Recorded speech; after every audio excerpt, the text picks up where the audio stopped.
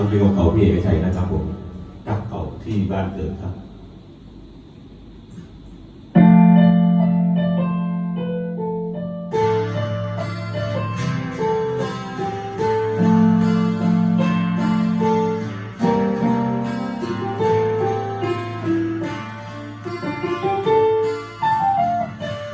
จากบ้านนาไป5-6 ปี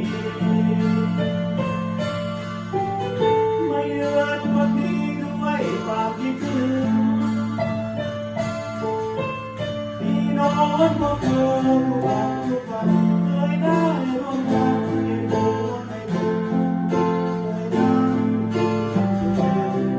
ลำพันรักได้รู้สึกเราเคยเล่นน้ำในลำประดูพายเรืออีโป่งเก็บดอกขนม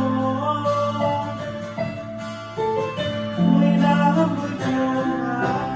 บ้านจำได้ที่อาแม่เล็กเป็นตัวแค่ร้องด้วยโฮใจหายเสียดายการข่าวว่าสาวไปบวชเป็นชีสูญเสียมาดีพี่น้องเมื่อนาถูกมาสังวรหลอกมาล่อตาหักหลังอยากไปเยี่ยมไปหาเมื่อเอาน้ำตาไปบวชแม่ชีเกิดแม่ชีอยู่ดีเถิดนา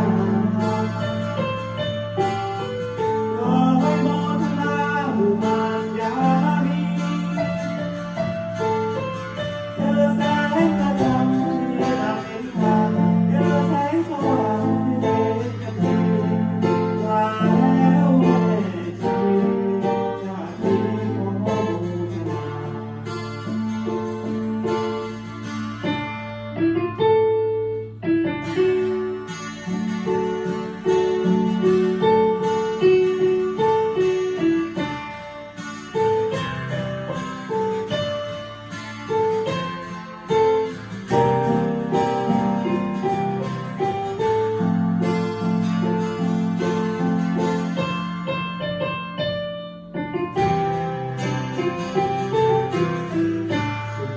แม่ชีอยู่ดีเถิดนาขอให้โมทนาหมู่มารยามีเจอแสงกระ